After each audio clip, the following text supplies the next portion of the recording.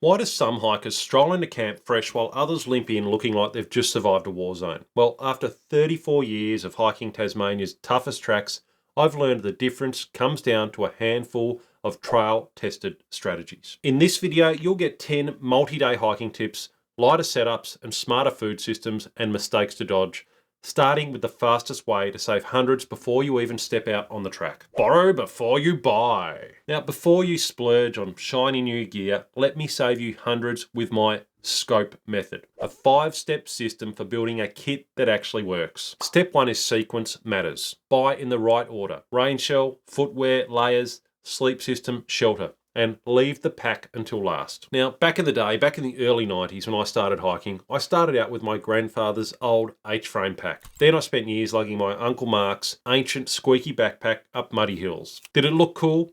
Not a chance, but it saved me a fortune and taught me exactly what I needed before I spent a cent. Here's how you can do it. Does anyone you know have a pack kicking about that they're not using? You might be surprised. Check if any local outdoor stores or wilderness transport companies, that type of place, hire out gear. And if you've already got a day pack or a backpack of some sort, train with it. Fill it with rice bags, towels, or old clothes, and take it for a couple of local walks. Test your kit on short hikes first, and only buy what earns its place. And by the way, if you're wondering how trail ready you actually are, I've built a very quick readiness quiz based on everything I teach here. Link is in the description below. But first, let's look at why even with the perfect kit, one mistake can still leave you soaked and scrambling. One bag, one system. I've seen hikers soaked and shivering dump their entire backpack onto wet ground just to find a raincoat. They're there pulling everything out, trying to find their raincoat. That's a classic sign that their pack integration is missing. This is the P in the SCOPE method, pack integration. It's the way you organize your gear so that it's balanced, waterproofed, and ready for anything. Here's how to fix it. Use a pack liner first, then use dry bags for sleeping gear,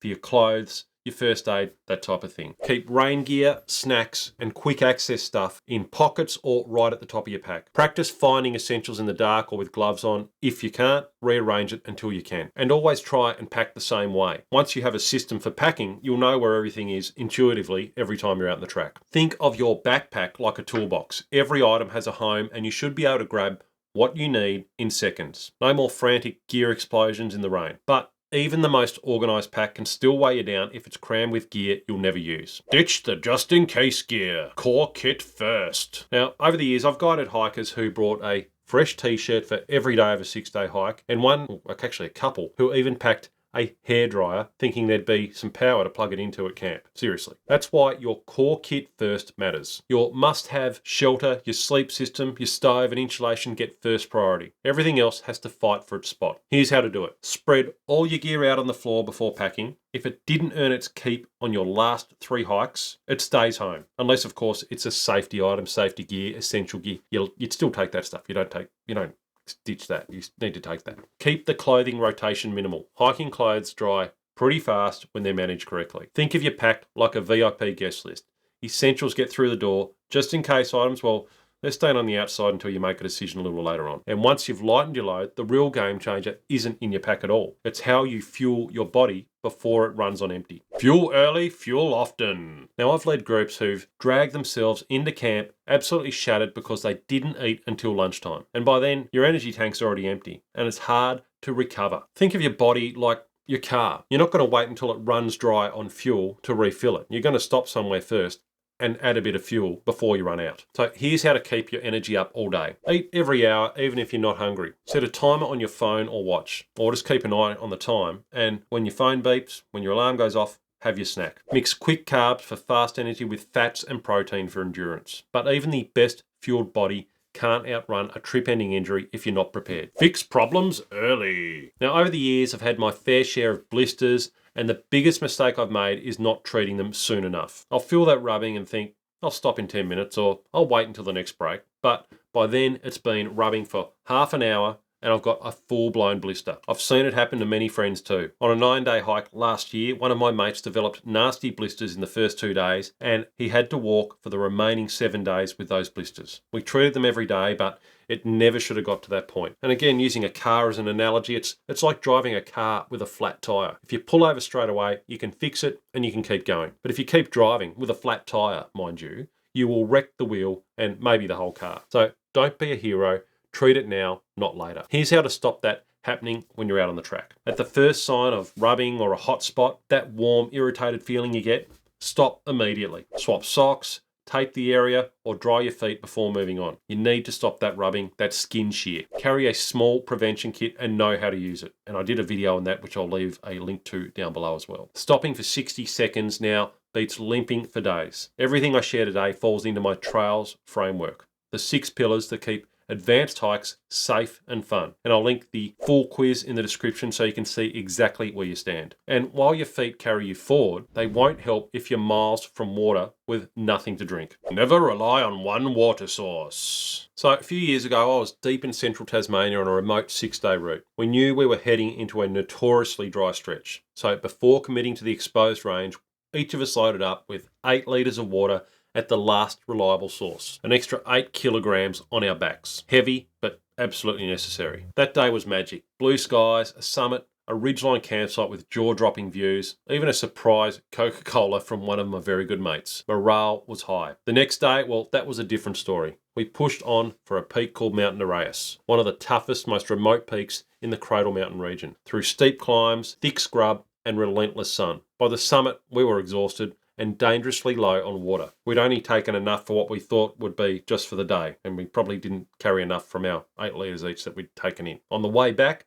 our planned refill spot was bone dry. We spent nearly an hour searching off track before finding a tiny puddle hidden deep in the scrub. It felt like striking gold in the desert, it honestly did. And we drank like kings, scooping up every drop, but by the time we staggered back to camp after 12 brutal hours, I was completely spent, but at least I wasn't empty. And here's how to avoid days like that. Mark every possible water point on your map before leaving. Always carry a backup container like a water bladder or a bottle. I love taking my water bladder so I can really fill up when I need to. Learn a backup water treatment method in case your filter fails. Boiling, purification tablets, or both. Running out of water is the fastest way to ruin your hike, or worse. But even the best water plan won't help you if you can't find the track to get there in the first place. Master basic navigation. Now, a few years ago in Tasmania's Western Arthur Range, we set out on a misty, stormy day to climb an off-track peak. My mate and I had the route dialed in. We'd marked that out on a paper map, we'd loaded it into our phones as well as on our watches, and we headed off into the rain and low cloud. Halfway up, we came across another walker who'd been wandering around in the mist for a couple of hours. No map,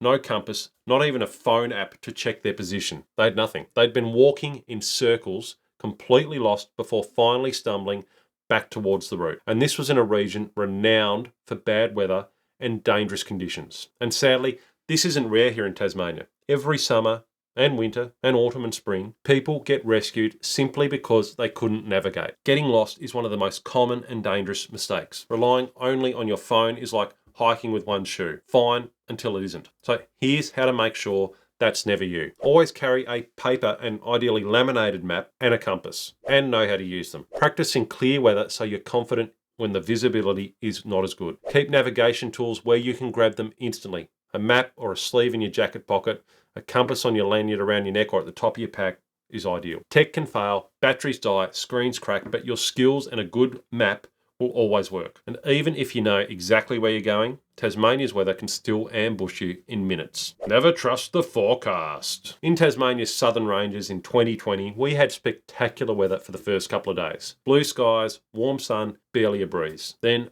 bang, an almighty storm hit. Gusts up to 140 kilometres an hour were recorded nearby. Even with our experience and solid preparation, it was an intense day. We pushed through in one massive effort, battling wind that bent tent poles the night before and rain that tested every seam and zipper that we had. By the time we walked out, we were tired but fine. And the next day, well, it was warm, sunny, summer perfect. That's why I never trust the forecast alone. I always pack for the worst conditions the season can throw at me. Here's how to get weather ready. Carry a complete layering system. A base layer, a mid layer, insulation and a shell. Keep a full set of dry clothes and socks sealed in a dry bag.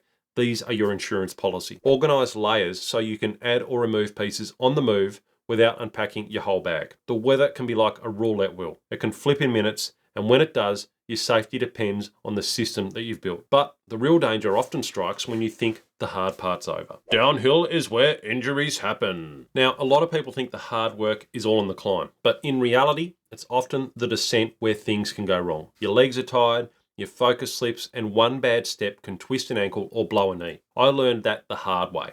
Even on a short winter day walk, I was crossing slippery rocks without paying full attention. My foot slid into a crack and I landed badly on a rock, breaking my ankle. I was lucky. I managed to hobble out and get to the hospital. But if I'd slowed down and focused on my footing, it probably wouldn't have happened. Here's how to protect yourself on the way down. Shorten your stride to keep your center of gravity stable. Plant each step deliberately. Don't rush. If you use trekking poles, plant them slightly ahead to take pressure off your knees and improve balance. If you're not using poles, or when they're awkward on steep descents, use what the terrain gives you. And in Tasmania, that often means grabbing things like roots, branches, or solid rocks to steady yourself. Give them a good tug or a tap before trusting your weight on them. And this makes a huge difference on rugged tracks like Tasmania's Western Arthur Range, where you're constantly going down, then up again, then back down. Staying connected to the terrain keeps you in control and gets you to camp in one piece, no matter how tough the track. But here's the thing, even with perfect technique, every descent takes a toll on your legs and joints, which is why I always plan a rest and flex day into my bigger trips. Build in rest and flex days. On the big off-track treks that we do here in Tasmania, and even on the tougher on-track routes like the South Coast Tract or the Western Arthur Range, we always factor in at least 1 or 2 rest days or a couple of very short walking days. That is our buffer. It gives us flexibility for bad weather, for days when we're tired, or for side trips we decide to take on a whim. Sometimes those 2 short days can be merged into one, freeing up a full rest day later on. And while we don't always use those rest days, it sometimes means we might finish a day early as well. It just gives you so much flexibility. You might finish a day early, you might have a rest day. It just gives you options. It's all about avoiding a rigid schedule. Once you're out there, things change, especially in Tasmania, where unpredictable terrain and weather can throw your plan out the window. Building in flex days means you're adapting and not scrambling. And if you found these tips helpful, then check out this video next. It's 51 essential hiking lessons I wish I'd knew sooner. It's packed with the kind of advice that can save your hike.